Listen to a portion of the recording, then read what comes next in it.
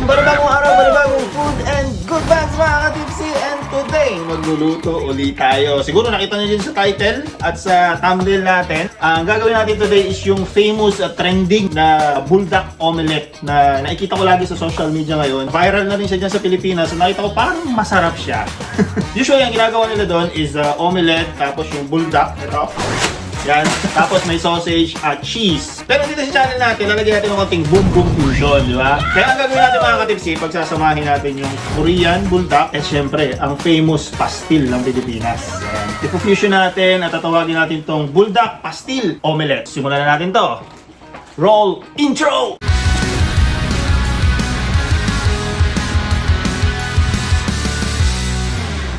First natin gagawin mga ka-tipsy is pastil. Magpapalambot muna tayo ng chicken breast. Konti lang lulutuin natin mga ka-tipsy kasi ako lang naman kakain ito eh. Pero sa inyo, kung gusto niyo pang business, kayo na bahala kung gaano karami gagawin. Timplahan lang natin ng konting pampalasa yan.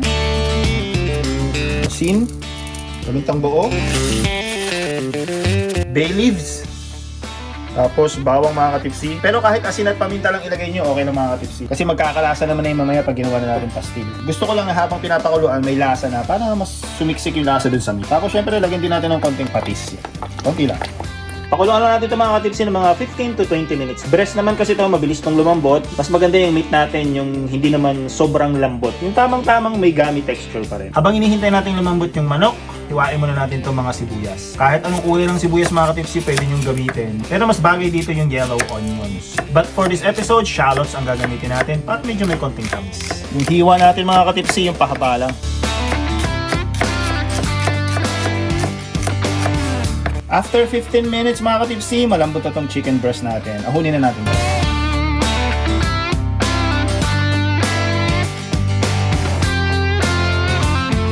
Palamigin lang natin ito sandali, tapos himayin natin gamit yung kamay.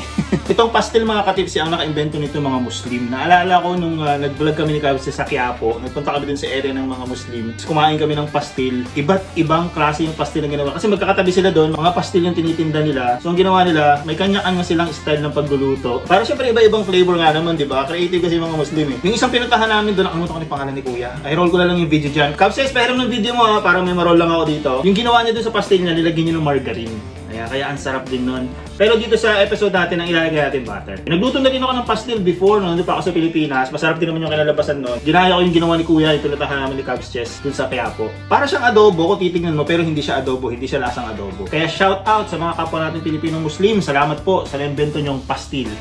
Mga tipsy, himayin na natin tong chicken breast. Yan. Maliliit lang, ganyan. Kung meron kayong parang shredder or something, yung machine na naghihiwalay ng meat, di ba may ganun, pwede yung gamitin yan. Yan lang, maliliit lang. Parang gagawin natin siyang flakes. Ito lang naman yung matrabaho dyan. Pero siyempre para mabilis, time-lapse na natin yan.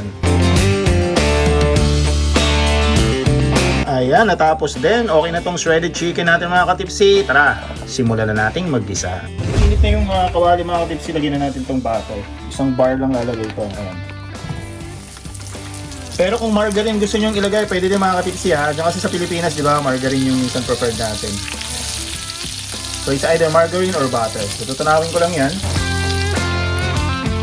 Habang natutunaw yung butter, lagyan na natin ng minced garlic. Hindi na ako naghiwa ng garlic mga ka-tipsy kasi meron naman akong available nito. Pero syempre kung wala, para mabilis lang. Pero kung wala, no, pwede, okay naman yung raw syempre. So medyo madami para masarap. Toast lang natin ng konti. Yan na, ang bango. Pag medyo nag-brown na yung garlic, pwede na natin isunod yung sibuyas. Yung nakikita nyo mga ka-tipsy na parang green-green na yan, yung butter kasi na nabili ko, meron siyang herbs.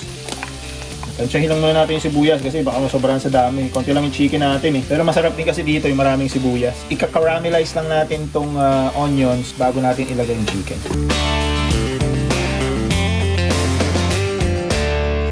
Sa mga ka-tipsy, pag ganito na yung onions natin, caramelize na siya, pwede na natin i-buhos din yung shredded chicken. Bago natin haluin, lagyan na natin ng pampalasa, di ba? Salt. Tanta-tanta lang mga ka-tipsy, no? Hindi na masyadong maalat. Tapos, konting toyo, pampakulay lang. Light soy sauce lang ito nilagay ko. Tapos, halo-halo na. Ganoon lang naman kabilis gumawa ng pastel mga ka-tipsy. Napaka-basic lang. Napakabilis na ulam. Ano? Pag hindi pa natin nakuha yung kulay na gusto natin, kasi dapat medyo dark brown siya, dagdagan lang natin ng toyo. Ang bango mga ka-tipsy, ito pa lang gusto ko lang kainin, no? Yan, i-toast lang natin ng konti para mas masarap.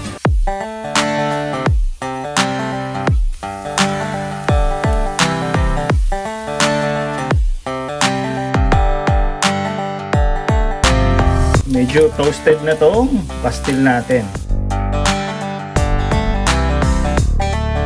Ay mga tipsy, luto na tong pastil natin. So ito palang ulam na to. Pwede nyo na itong isabay sa kanin sa mga gustong mag-ulam ng pastil. Pero syempre, ang episode natin today is Boom Boom Fusion. Ihahalo natin to sa buldak omelette. Let's go! Mga tipsy, lagyan na natin itong buldak spicy noodles dito sa kumukulong water. Dalawa lang lulutuin ko kasi ako lang naman kakain ito. Yan. Dalawa lang. Sa kumukulong tubig, 5 minutes. May instruction lang yan sa likod. Mga tipsy, after 5 minutes, i-drain lang natin to. Tapos lagyan na natin sauce.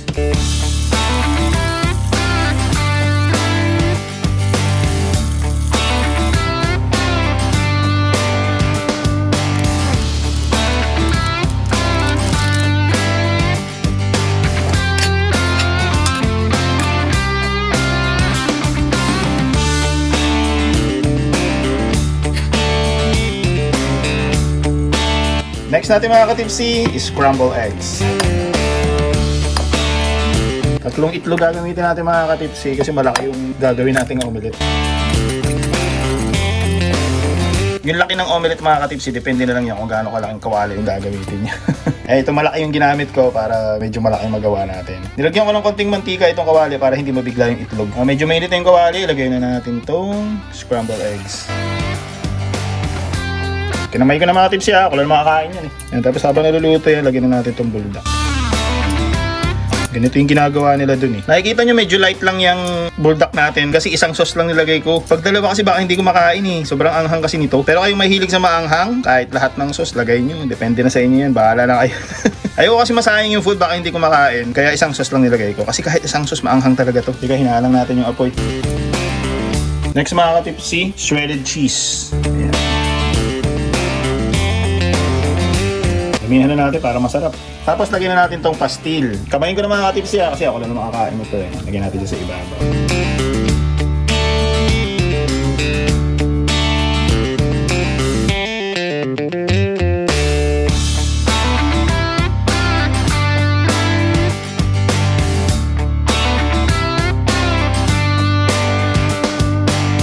Hinintay ko lang medyo matunaw yung cheese. Tapos, yan na natin to. Baliktarin na natin. Ang dami ko kasi nalagay mga katipsy, kaya parang medyo mahirap siya i-flip ba yun? Ganyan.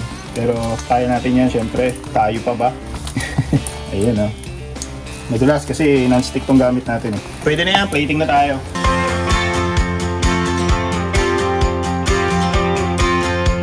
Mga tipsy, syempre toppings natin. Isa sa reason kung bakit isang buldak sauce lang nilagay ko mga tipsy kasi tatoppings natin ng sriracha. Para hindi naman sobrang anghang, di ba? Okay. Tapos mayonnaise mga tipsy.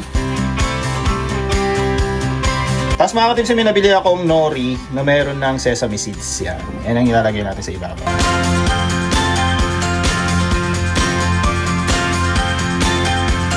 Dami, parang masarap. Ay mga tipsy, luto na tong buldak pastil omelette natin. Samahan nyo akong tikman to. Tara! Kain tayo.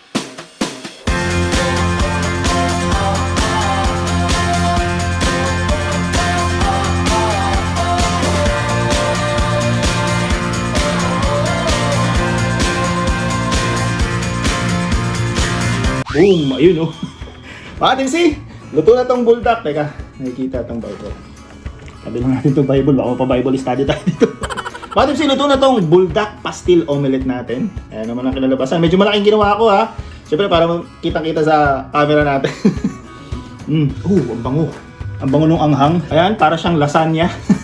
Ayan, nilagyan lang natin ng konting boom boom fusion mga katipsy. Siyempre para medyo kakaiba. Ayan, yung pastil at saka yung buldak. Manan natin agad ito mga katipsy. Huwag na natin patagalin. Dito tayo magsimula. Gamitan ko ng knife mga katipsy para mabilis mahiwa kasi baka magkalat-kalat eh. Wag natin kamayin para makain natin ng sabay-sabay. Salud mga katipsy!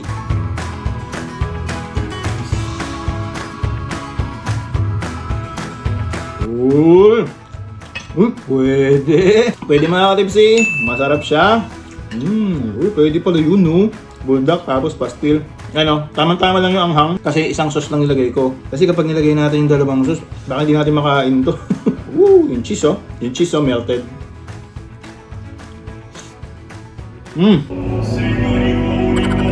Champion to mga ka-tipsy. Sarap, subukan nyo. Tamang-tama yung alat natin, tamang-tama yung timpla natin. Akala ko aalat kasi siyempre may asin tapos may toyo. Pero konting asin lang naman kasi nilagay ko. Pero tamang-tama yung flavor. Panagsabay-sabay yung bulldog tsaka yung pastel. Kasi yung pastel medyo may konting alat, di ba? Yung bulldog wala. Parang kumain ng kanin na maanghang.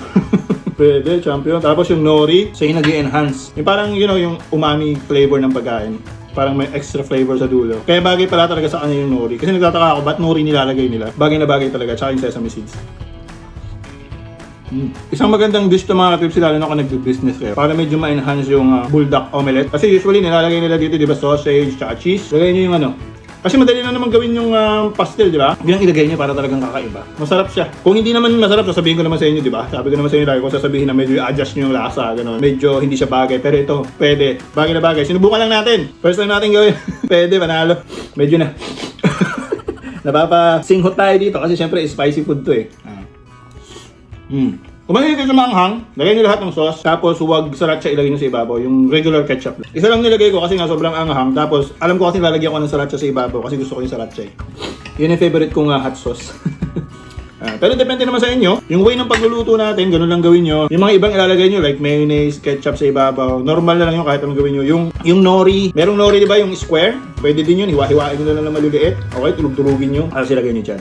Nakita ko kasi yun eh, yung binili ko yung magkasama na yung sesame seed tsaka nori, kaya yun yung kinuha ko. Para mabilis diba, tsaka para maganda sa pan-toppings. Sarap ng pastel. Sarap pagkakagawa natin ng pastel. Medyo crunchy siya. Bagong dish na pwede nyo subukan mga ka-tipsy, bulldog pastel omelette. Kakaiba. Masarap.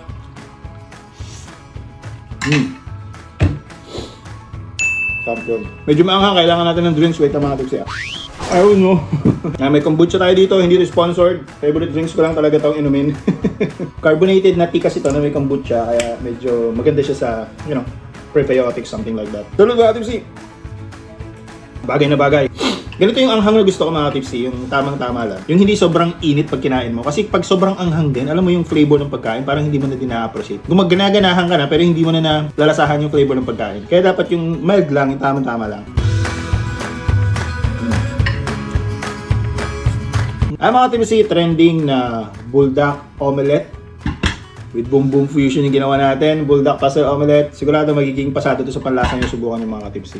At isa pa sa trending ngayon na topic na gusto ko lang sigurong i-take yung opportunity since nandito na tayo, nagkukwentuhan tayo.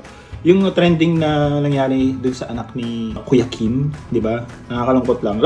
Gusto ko lang i-open yung kasi tayo mga Pilipino hindi tayo masyadong aware or hindi tayo masyadong knowledgeable sa mental illness. Ngayon nag-work ako sa hospital mga katipsy, marami akong namimit doon. Marami akong namimit ng mga pasyente doon. To be honest with you. Minsan napupunta ako sa psych unit. Na-amaze ako kasi halos lahat ng pasyente mga katipsy, mga bata. Yung mga bata pa lang sila like 20, 22, 25, wala pang 30s. Talagang ang babata nila. Pero nandoon sila sa mental facility. Kasi meron silang mental problem. Depression, anxiety, schizophrenia. Maraming klase ng mental illness mga katipsy. Yung mga common sa atin, like sa Pilipinas, is yung anxiety tsaka depression. Lalo tayong mga Pilipino, ang lakas natin mang asar eh. Kasi itong trending na to, nagbabasa ko ng mga comment. Grabe yung mga comment ng mga tao, wala kang Diyos kasi, mga ganon. Dahil sa magulang yan. Mayroon pa nagko-comment doon. Sabi parang, wala naman yan eh. Kasi, wag nyo kasi masyadong iisipin. Doon mo ma-realize na tayong mga Pilipino talaga, we're not really aware when it regards to mental illness. Hindi natin yan pinapansin sa bansa natin. Walang mga budget para dyan na para pag-aralan lalo, para mabigyan para matuunan ng pansin. But I'm telling you, mga katipsy, I'm telling you, mental illness is real. It's out there and it's a hard battle. Mahirap yan labanan. Sa atin kasi mga Pilipino, akala natin parehas yung sadness sa depression. Malayang mga tipsy. Yung sadness, that is a natural feeling. Natural lang sa atin na malungkot tayo, binamatayan tayo, di ba? Ang sakit, ang lungkot. Di ba kapag walang tumatanggap sa atin sa trabaho, mapagsabihan tayo ng boss, napagalitan tayo ng magulang, whatever. Meron tayong financial challenge. Nagkakaroon tayo ng anxiety kasi paano ko babayaran yung bills, di ba? Yung mga worrying na ganun, those are normal feelings. Pasensya na kayo, ang dami kong, gusto ko lang kasing i-discuss yung ganun kasi trending din siya ganun. Like yung recipe natin, di ba? Trending siya. Trending din kasi yung topic na yun para yung ibang hindi pa aware, maging aware sila na it is a serious problem. No? Iba yung malungkot ka sa depressed ka. Hindi ako expert mga katipsi, binibase ko lang to sa experience ko sa mga tao, pati sa sarili ko. Yun lang yung kinikwento ko sa inyo na sinishare ko kasi may opportunity naman akong i-share. Pero hindi ako expert, hindi ako psychologist, hindi ako psychiatrist. But you can also read online. I also read books about mental illness. Nakakahalubilo yung mga pasyente. Kaya ako nasasabi kaya meron akong pwedeng i-share sa inyo kahit na maliit na bagay lang with regards to it. Yung depression mga katipsi, yung mga tao, common na nagkakaroon ng depression because of trauma. Like neglect, abuse, physical abuse, sexual abuse. Those trauma lalo pag bata ka pa, it's already stuck on your mind. Nandun na yan. Mahirap na yun mawala, lalo pag bata mo yun na-experience. Kaya nga diba dapat iingatan natin yung mga bata. Maaring na-experience sila sa family, maaring na-experience sila sa ibang tao, sa community. Diba meron niyang kasabihan, it takes a village to raise a child. Kasi nga, lahat nung pwedeng mangyari sa bata, experience niya na pwede siya magka-trauma, hindi lang sa both sa pamilya, pwede din sa labas, sa community. So, nadidepress ang mga tao, most common reason lang is yung trauma. Yun talaga yung mahirap makalimutan. Pero yung mga tao sasabihin, magdasal ka kasi, kalimutan mo na yan, gano'n na yan. No, it's not easy as that. Siguro nakikita lang ng iba is yung parang easy problem. Imagine this, you are a 10-year-old kid, then na-rape ka. Okay, and ang rape sa'yo, for example, magulang mo. For example lang. Kasi may mga gano'n, di ba, napapanood ka sa tulpo. You think that child, you can easily say, wala lang yan. It's okay lang yan. Kalimutan mo na yan. You think hindi siya magkakatrauma? Yung nagkakreate ng depression eventually, pag lumalaki na siya. Maraming documentary out there. Mga matatanda na yung mga nagkaroon ng trauma, nagkaroon ng depression before, nagkaroon ng anxiety, nagkaroon ng mga mental illness because of the trauma. And their story is very, very inspiring talaga mga tipsy. The sad thing lang kasi yung nangyari doon sa anak ni Kuya Kim, si Eman, pinapanood ko yung lagi, tuwan-tuwa ako sa kanya talaga kasi yung energy niya parang yung anak ng babae. Na sobrang masayahin siya, jolly, di ba, full of energy.